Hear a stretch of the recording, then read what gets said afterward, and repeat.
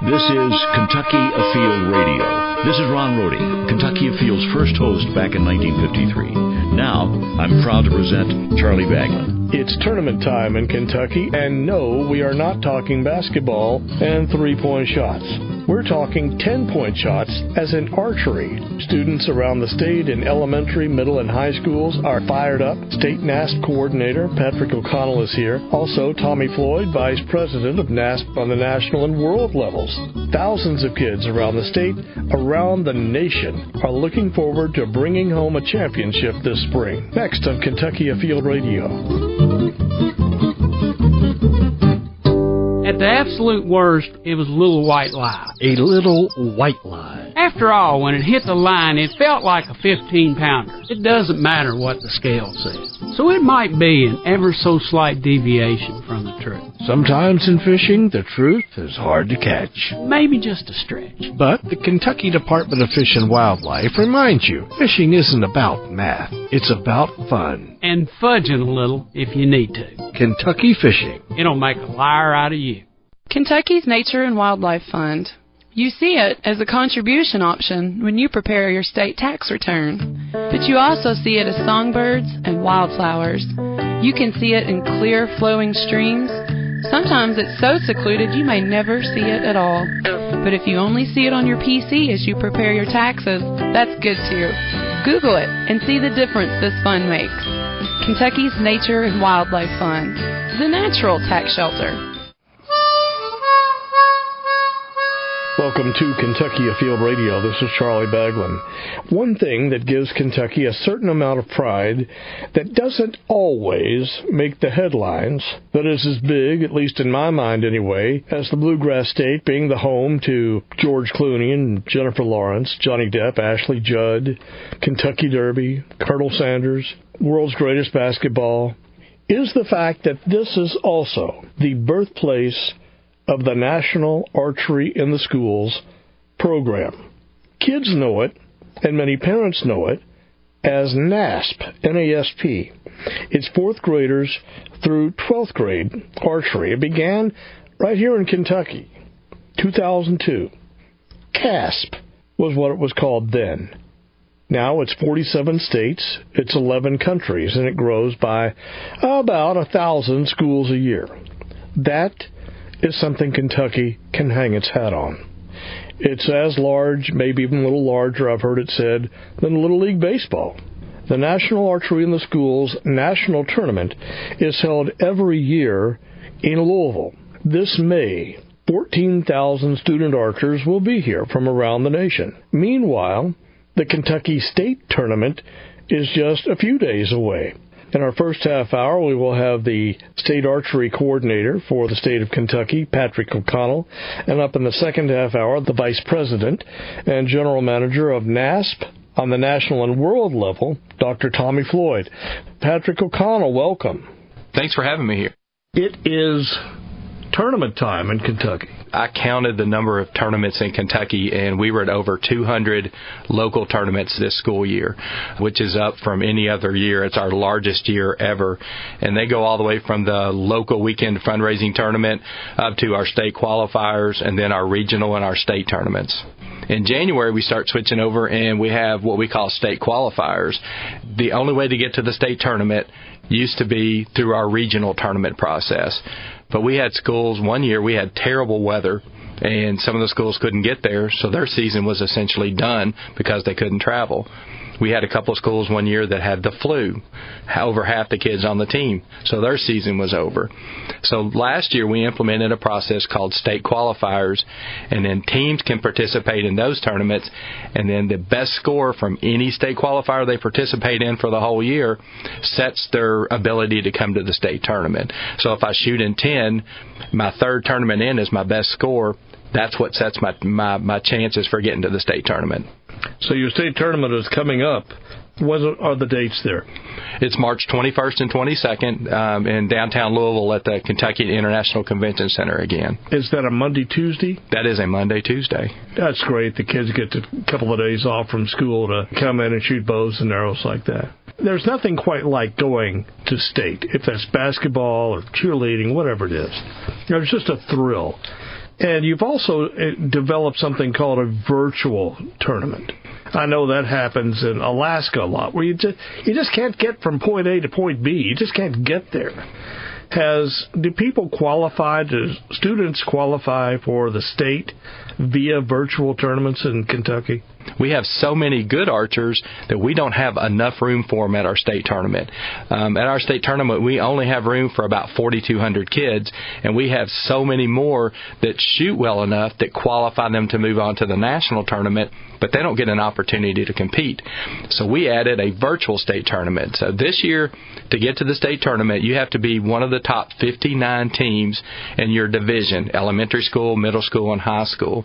If you're not in the top 59, but you still have a good score, you can shoot in a virtual tournament, and all a virtual tournament means is that you shoot against another school in your own gym or in another competition, and when you're done shooting, you log onto the website and you push those scores up on the website. They rank you, and that will also qualify you to get to the national tournament.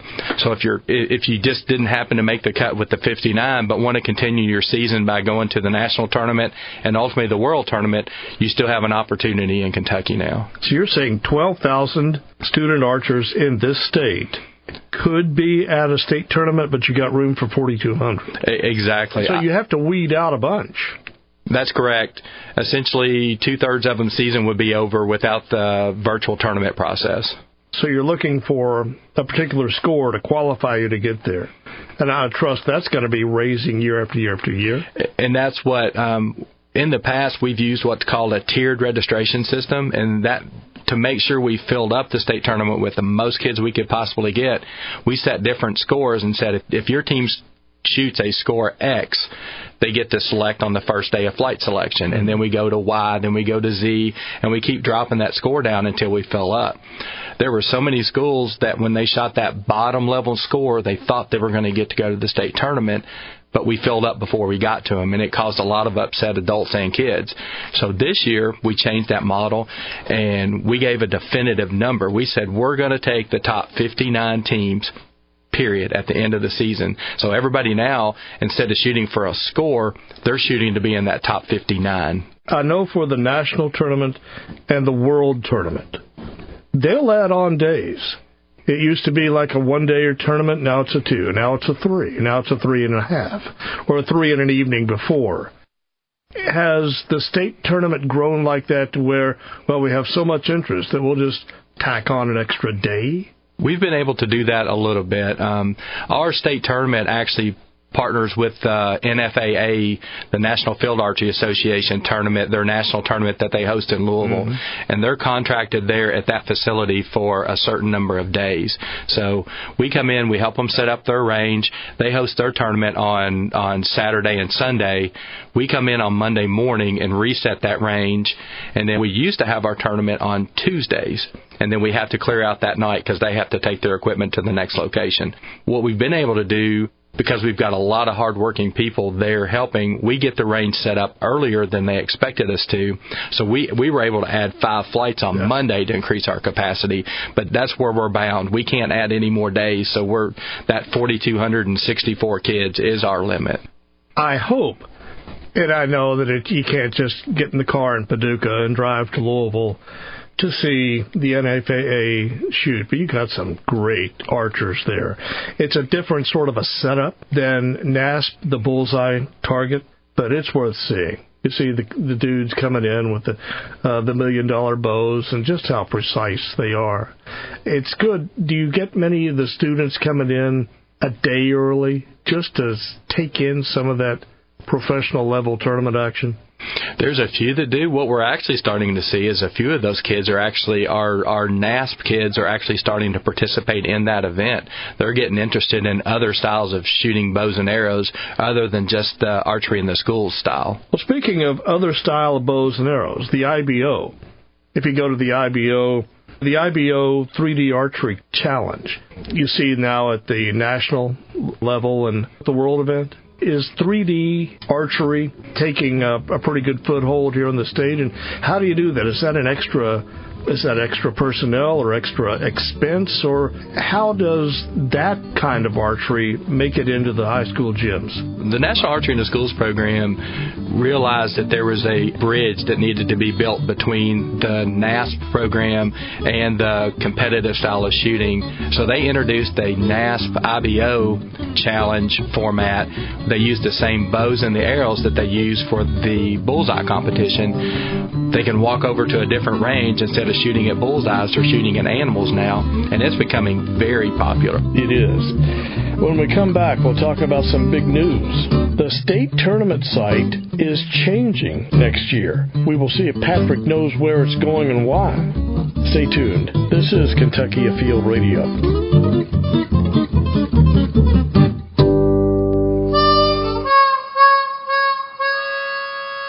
We're back on Kentucky Afield Radio. I'm Charlie Baglin. You've heard of NASP Archery. If not, the kid that lives next door to you certainly has. The parents that live down the street, they certainly know. NASP Archery is a big thing in this state.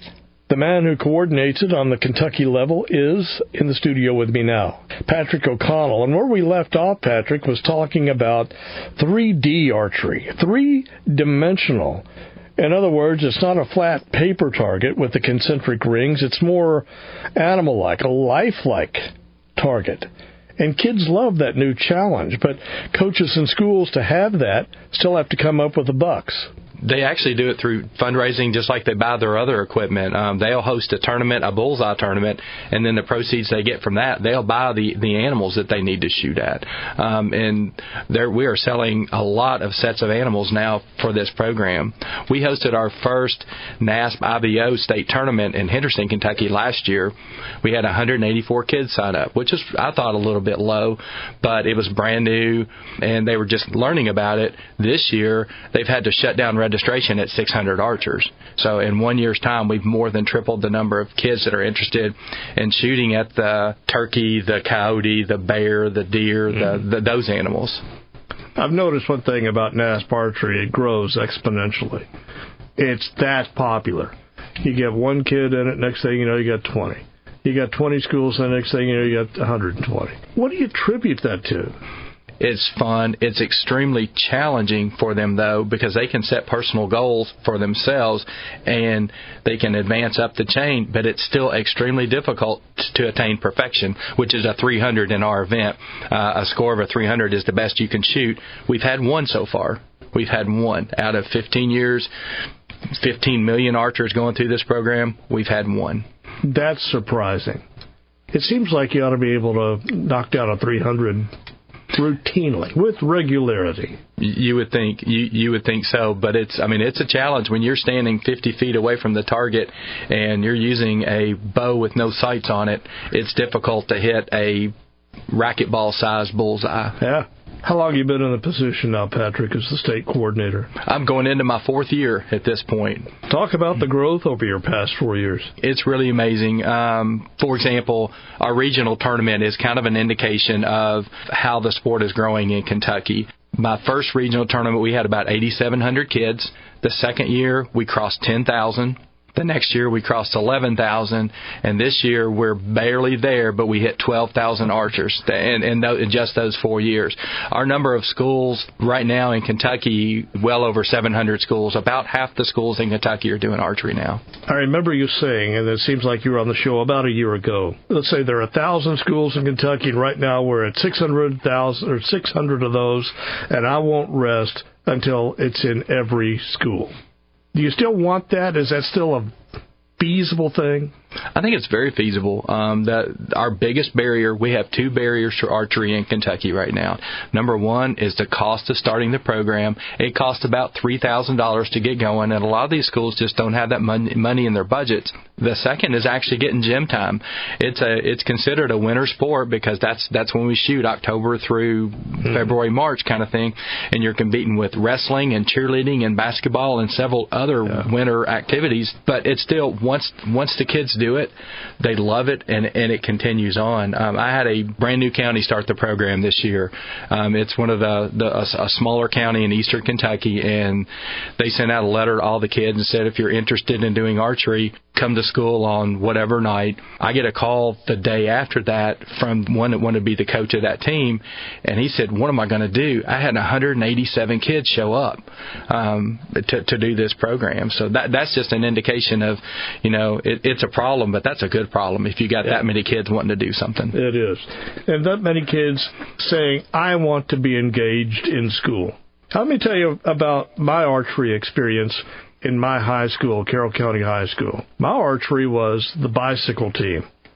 My archery was playing tennis at PE. I couldn't make it on the football team, the basketball team. I'm just not that athletic. But tennis, bicycling, I don't know, maybe. But if there had been archery, I would have been there. And I think I would have done well for the team. I wish Carroll County school system could find it in their budget to offer this to the kids up in my hometown. I don't think it's there yet. Have you seen the name Carroll County come across your desk? Not yet. Well, it'll be there one day. Fingers crossed. I know it will happen. One thing about you, Patrick, is that I've heard terrible rumors that you're leaving. Are you going to retire? As of now, that's the plan, and it's pretty definitive. This is my favorite job I've ever had. Of any job I've had in my life, I have such a passion for it, and I love doing it. I live too far away from where I work, and the drive each day is starting to make me tired. Well, good luck to you, and I certainly hope that your replacement comes in with the vim and vigor and the fire and the passion that you have had these many years. I appreciate it. I'm impressed. So that's going to cause a hurdle to find a replacement. We've been through this before, but I trust the powers will prevail and things will work out for the kids in the program. But there are other hurdles out there. And you were telling me we don't have a place to have a state tournament next year in 2017. That's correct. What happened? As I understand it, at this point in time, they are planning on tearing down the Kentucky International Convention Center in downtown Louisville this coming summer so they can modernize it so they get more conventions in there. They're going to rebuild, but during that period of time, we've got to find out a place to move these 40-some hundred kids. You got to wonder where that's going to be. I was wondering if somebody was just being belligerent over the contract or a cost or a rental fee, but if the building is not even going to be there, it's going to be torn down and modernized. I thought it was pretty nice myself, but of course I'm not in the convention business. How long will it take to rebuild? I haven't heard exactly. Some of the rumors were it's going to be at least 2 years. So we're looking for a new place to have a state tournament. Any places leap to mind? It's very difficult to find a place that can handle that many kids over that short period of time. The fairgrounds is the obvious choice if there's a spot there.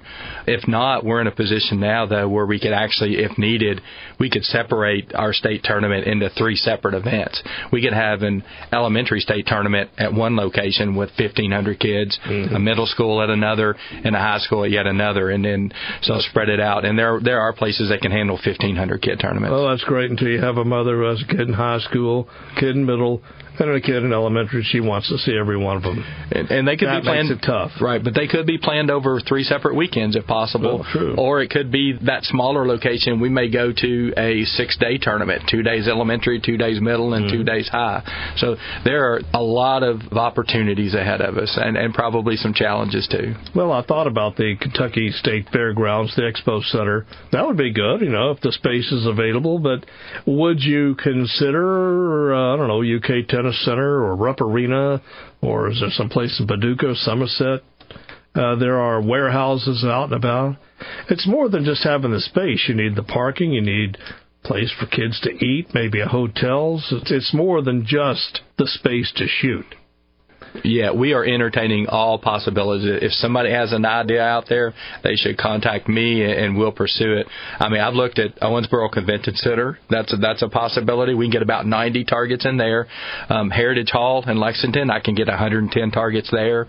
And there are other locations like that throughout the state that are a possibility. Is this your worry? Do you need to worry about that now, or the next coordinator coming in, is that one hurdle they have to jump? if this is something that I can solve for them, I'm definitely going to do it. I wouldn't want to leave this as something that I can handle, and I don't.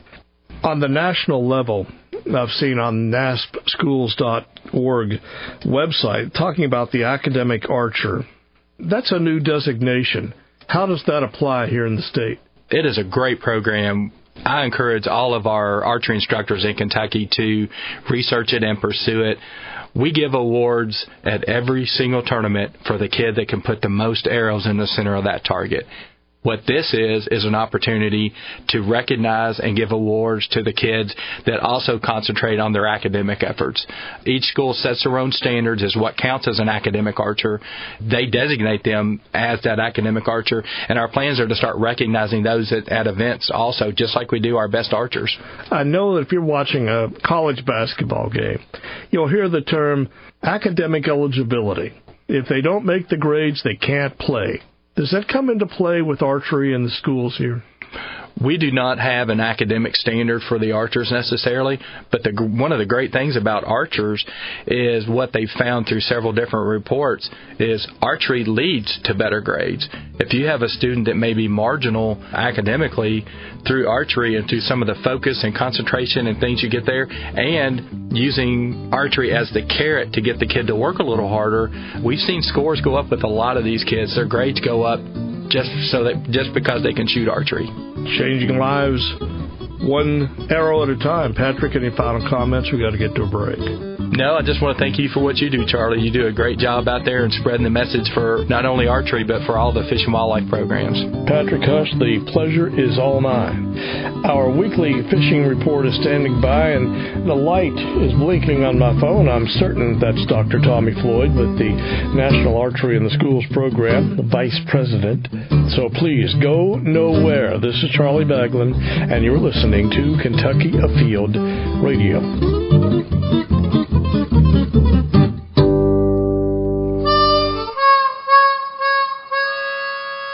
Baglin back on Kentucky Afield Radio. Fishing Report is standing by. If you'd like to hear this show again or email it to a friend of yours, somebody out of state, maybe put it on Facebook. The link is very easily found. Just go to our Facebook page, Kentucky Afield Radio, and you'll find it right there. Also put Kentucky Afield Radio and Archery in the search box on YouTube, and it should pop right up. We're also a podcast on iTunes, so plenty of ways to hear it again and share it. We look beyond Kentucky to the state and world tournaments coming up with Dr. Tommy Floyd from NASP. Stay tuned. First up, our fishing report.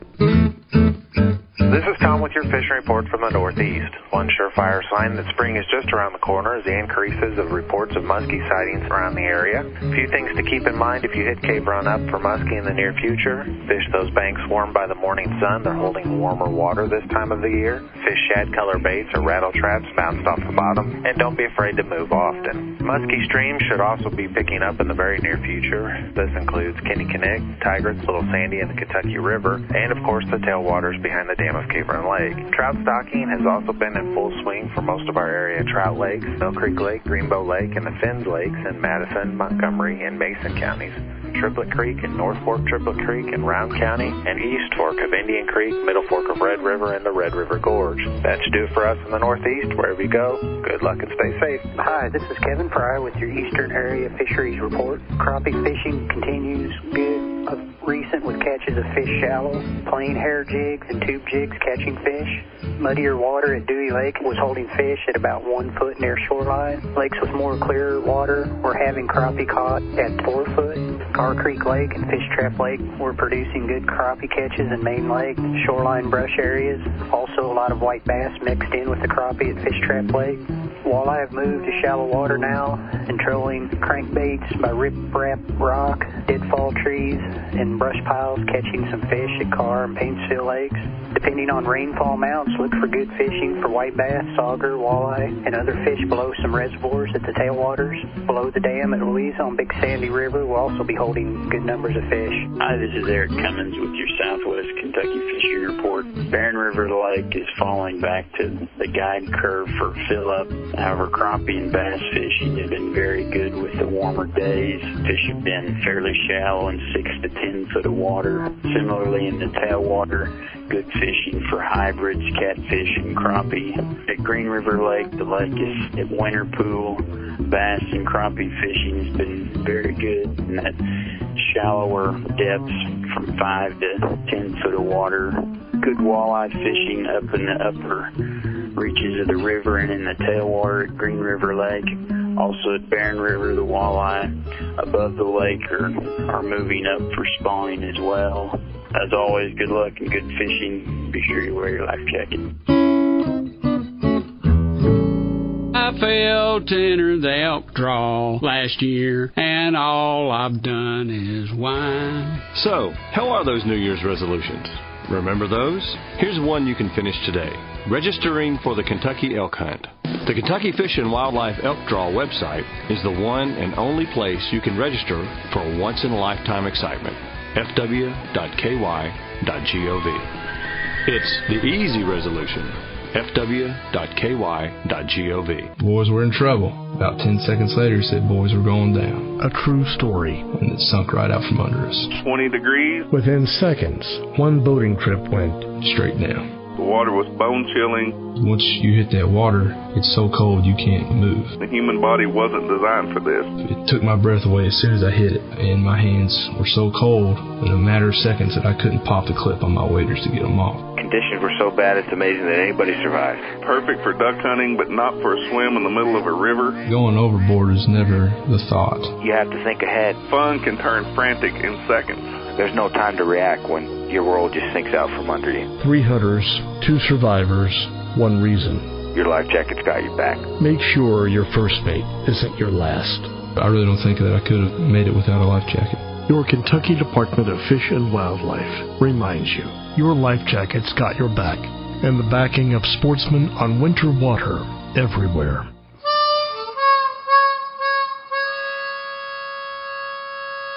We are into our second half hour. We're talking with the NASP Archery Vice President, Dr. Tommy Floyd. There's something new on the archery scene this year. It's called Academic Archer. Thomas, welcome, and what is the minute message? Just kicked off Academic Archer, and I'll sort of tell you how all this came to be. One of the first things we wanted to do was to sit down with a group of people, both educators, coaches, and students, and pick their brains. We asked them lots of questions about the program and how to make it better, and some things that we continued to hear were NASP is an extremely effective motivator for kids. What does it motivate them to do? Because I'm curious, do you have to make a certain grade? Is it tied to academics before you can be on the team? Academic Archer is simply honor roll for archers. Think of it like that. You take an elementary school, middle school, or high school. They have specific criteria where all kids are considered and their grades are examined. There is a cut point, and if you're above that cut point, it is said that you are on some type of honor roll or academic achievement roll or honor student or something like that. Because NASP was first invented to help motivate students, expose them to the shooting sport safely, it has been a great motivator. But we continue to want to emphasize it is an additional tool for the classroom teacher or coach that wants to use it. You're going to have a lot of kids that will be recognized for academic excellence, and you've got a lot of kids, probably our favorite group, that's just on the edge, and maybe Academic Archer will be the thing that they need to motivate them to push them over that line. You know, there's one thing a kid loves in this world, and that's a little recognition. You know, you're out there practicing, you're out there studying. Every now and then, it's like a pat on the back, isn't it, Tommy? Exactly. And I think, you know, when I go somewhere and talk about this program and I get in front of a group of parents or a group of principals or a group of superintendents or a group of archery folks, this is about our next generation, both as future adults that are college and career ready, regardless of what state or nation they live in. This is ongoing. There's no deadline to sign up a student for the Academic Archer, right? Correct. On our website, naspschools.org, if you want to go and examine everything there is to know about Academic Archer, you can go to the instructor resources page. It's right at the top of the page, and we've actually provided a breakdown and a toolkit for the person that wants to look at it for their school. Each school is different, and each school has a set of criteria already. Academic Archer is a local decision. But if they establish an honor roll criteria, this simply says that National NASP is going to recognize these kids. So what do? Well, every child that's entered into our link that a coach can enroll their children, students, into Academic Archer, at the end of the day, we're going to give away 10 Genesis bows of their choice, color. Easton Archery has agreed to provide special Academic Archer arrows with each of these gift bows that they're going to receive. So we've also provided the coach with some certificates that if they have a team banquet or a program banquet or on their honors day, the coach could download these for free and print them. I thought it was interesting that our NASP advisory group recommended a patch, a way to recognize the kid on their letter jacket or on their team shirt. They were recognized by their school as an academic archer. It's just a way to help teachers and coaches motivate kids, Charlie. It's something that further ties the relevance of NASP to the academic world, which is primary. There are already 1,000 plus kids enrolled in Academic Archer in 25 different states and most of Canada. You know, one thing I think about good grades, that leads, in my book, to scholarships. Are the two connected here with NASP program? I know that we've talked before, and last year, NASP awarded over $240,000 in scholarships, and this year we're anticipating that number climbing. I think this year it's pretty safe to say that we have scholarships planned for the top teams at the competition, which is going to be very exciting. The top team members, every member of that team has a chance for the scholarship money. And so if you look at the number of people who continue to invest, regardless of anything you hear, NASP is growing, and it's growing rapidly because it's so good for so many kids. Many people are coming forward. I know we just attended the ATA show. The Archery Trade Association. It was in Louisville, Kentucky this year. A lot of folks were there from the archery industry, and, you know, they came by and asked several people that I had never encountered in my life. They said, what can we do to help the kids in NASP? We'd like to get on board as a sponsor. We'd like to get involved in scholarship money. We'd like to support the efforts for kids. And I think that says a lot for the archery industry and what it probably means for so many people that enjoy the outdoors anyway. They want to be good stewards of the future, and that includes children. I appreciate what archery is doing for kids. I had Patrick O'Connell on earlier in the show, and I had said, had I had this, I might be king of the world by now. You know, you're close to being king of the world already, Charlie. But, you know, I did tennis, I did bicycling, I threw frisbee, I did some of the different types of things. I never did make the sports teams like you and your son did. But that's probably more me than it would be the school system. But if I had had archery, if anybody had had archery back, you know, in the 70s when I was there, I know I would have latched onto that quick, and I bet I would have done better at school, been more engaged, better grades, better at college, you know, the whole bit. It just snowballs after a while. You're singing our song, Charlie. That's exactly how we look at it. We look at it like we only get one shot at this thing.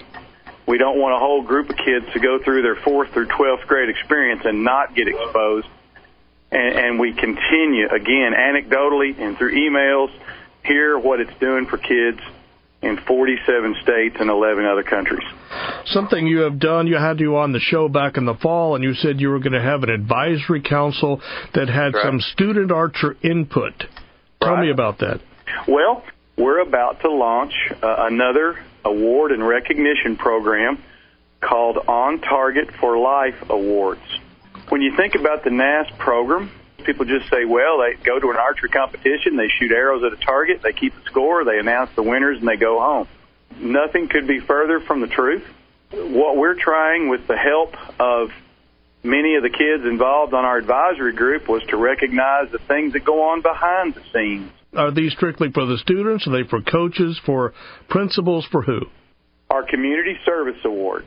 Our advisory group told us that there were lots of teams out there doing things. They had tournaments for cancer. They had tournaments for birth defects. They gave right back to their community. They got out and picked up trash. They did things. They they took away that me concept and turned it into we concept, and they tried to make their world a better place. So we're working on a community service award nomination that you can make for the entire team. So that would apply to the coach, the kids, the school. The next one is a Bullseye Award. One of probably Charlie Baglin and Tommy Floyd's favorite story with NASP is the kid who used to get in trouble a lot, but all of a sudden they're in NASP. They've turned around their decision-making. They've made some positive changes in their life, and they've become an ambassador for what this program can do. That's called the Bullseye Award. All right. What's number 3? Superhero. This was directly from the kids. They say that there are unpaid volunteers that operate in the background of every NASP program. They fletch arrows, they put up targets, they transport, they clean, they encourage, they coach.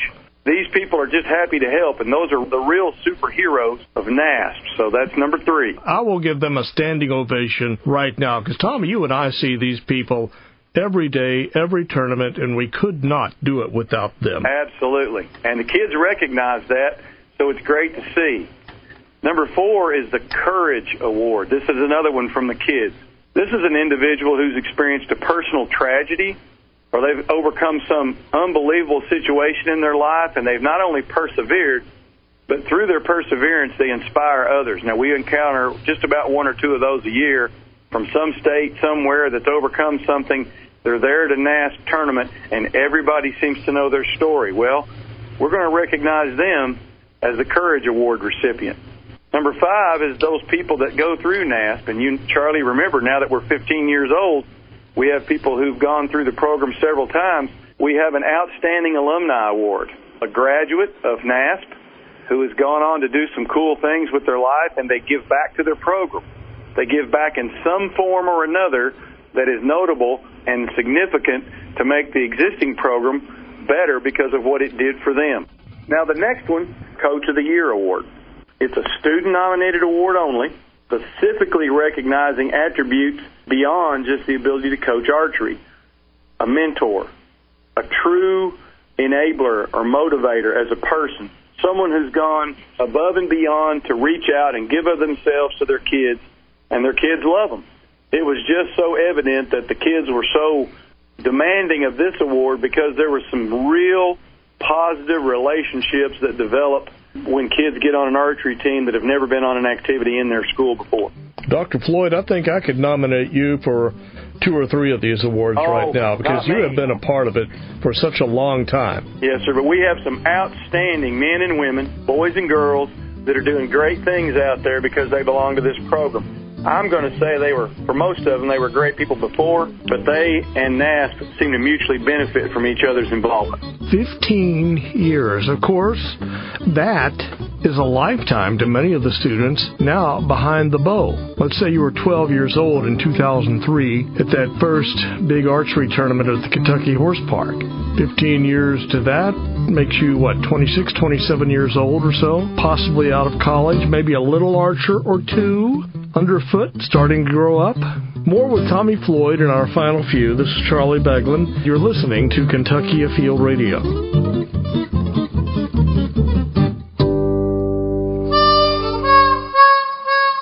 We're back on Kentucky Afield Radio with our final few minutes with the Vice President and General Manager of the National Archery in the Schools program, Dr. Tommy Floyd. I saw on Facebook where you, back to the archery trade show, you had these banners up, and one of them I have here on my computer screen now. This long list of achievements, accomplishments over the past 15 years. And we can start with you're in 47 states, 11 countries, 13,350 schools. The list goes on and on. Is there one that jumps off that page and strikes you personally? I would probably have to say just the expansion of NASP. Charlie, I remember when it was just aimed at 20-some schools, and I received notification from the Kentucky Archery Coordinator. I'd never heard of a guy named Roy Grimes, and I didn't know the Fish and Wildlife Commissioner yet. NASP has so exceeded its goal. The scholarship money, the academic surveys that we've done to try to link the two together as motivators. I said this, I think, the first time we talked. NASP was here before me, and it'll be here after me. You can't say enough about Roy Grimes, who sits there every day and is 24/7 thinking about how to make this better. And it's a treat to work with him and the staff, Kevin and Michelle and John and Lou and Chris and all these folks at NASP. There's only 6 or so of us, and so we stay pretty busy. But then there's people in each state, and those people have the same fire and motivation that we seem to have. And then you go to one of these events. Now, here's the kicker for you, Charlie. Only 10 or 15% of the kids that are in the program participate in tournaments. Really? 85% of them don't. So you think about it. Holy smoke. You're in Alaska or Nebraska or California or wherever you are. You don't go to a tournament. Your experience is a positive one because you do it just in your school. And when you think about that, you think about just how many kids there really are. We kind of have a nice visual. We see that long tournament line in May. Right. But then you think about what 2.23 million really looks like. That's a quarter billion. That's a lot of kids. That's a lot of kids. Yes, it is. 14,000 out of that 2.23 million. Right. Only come to tournaments. That's something. So that would probably be my favorite, just the fact that whether it's a local tournament here in Madison County, if I stop by one, or if I go to, I'm going to help, you and I are going to work the state tournament, and if I go to the national or world tournament, I love, my favorite thing, I guess, is to stand up there when it's not my turn to blow the whistle and watch the memas and the papas and the moms and the dads and the kid walk by that just competed. Yeah. And then I think about all the ones who don't compete, but they still have a positive experience according to what we get back, and it's so worth doing. I have said numerous times, you and I have been on that stage, what else could you be doing on a Saturday morning? Yeah. Sleeping in, mowing the lawn? Yeah, what could you be doing? Yeah. You're competing at a national or a state or a world championship. That's not to be taken lightly, and you should be proud of yourself. Every grandmother, every brother, sister, educator made this happen. They deserve a handshake and a big thank you. It really is something. I did not have that opportunity as a kid growing up, Doctor, and I'm glad that NASP has come along to make this possible for so many. We are too, and we've got one more probably big, exciting news flash to let you know about, and that's going to be coming out soon in writing, and that we are in the throes of planning our first educator and coaches conference.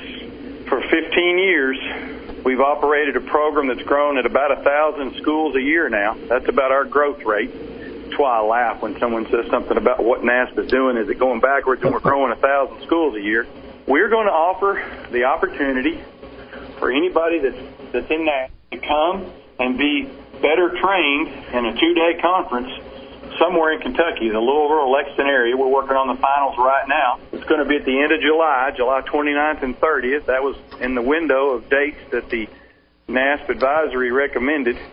We're going to promote that thing pretty hard. It's going to go out to all NASP participants, so I do not think that the spots will stay available very long, but we've gotten some folks volunteering to lead some sessions. We've got a great keynote speaker plan that we're confirming right now that our advisory specifically asked for. We think would be very appealing, and Charlie, I will make sure that you're included on that information when it comes out. Please do. It's a little scary because we've never offered the teachers and coaches that do the program itself with the opportunity to come and mingle with other teachers and other coaches from other states, except at a tournament. Well, they won't have their kids with them this time. It'll be there just for them to become a stronger, better, more efficient and proficient coach. So we're really excited about what we're going to do in late July. It's just before school starts, and we hope it can be something that teachers and coaches put in their professional development plans for the summer. Dr. Tommy Floyd, it sounds like you have done your homework and have a lot of new things coming along now under your tenure, under your leadership as general manager. So I'm impressed. I know it's going to pay off for the kids, too. Well, I'm really excited. Of course, you know, we're still in the throes of winter here for a little bit longer in Kentucky, and as things start getting warmer, I can just tell you, I know you said you talked to Patrick, and he's very busy along with the other coordinators out there. We've got the state tournament coming up in 21-22 March, as well as the 26th. After that, Charlie, it's time for May, and then it's time for the big national tournament. So I'm really looking forward to what that means, and it's amazing in this new job how many folks I'm getting to talk to from other states. I always enjoy that. the message seems to be very consistent. They either have a concern that we help them with, or they can't wait to tell us the success story of a child. So it's work worth doing. Archery is cool. Archers are awesome. And Tommy Floyd, when we talk to you, we quickly see why. Thanks for taking the time to come on today. Okay, Charlie. We'll see you, buddy. Tommy Floyd, Vice President and General Manager of the National Archery in the Schools program. Before we close the show, I want you to circle some dates on your calendar. The Kentucky NASP State Tournament is March 21st and 22nd at the Kentucky International Convention Center. This is downtown Louisville, 4th Street. The NASP National Championship is coming up on the 12th through the 14th of May. Now, that's at the Kentucky Fairgrounds at the Kentucky Exposition Center. The World Tournament, that's up in June 24 through 26. This is taking place in Myrtle Beach, South Carolina. You're not going to see this plastered on billboards or on TV commercials, but kids know that it's going to happen. You'll see it on Facebook. Parents know. They'll be talking it up. They know it's a great event. It's open to the public. Learn more at naspschools.org. We're out of time. This is Charlie Baglin inviting you to join us in a week, and we'll go inside outdoors again, right here on Kentucky Afield Radio.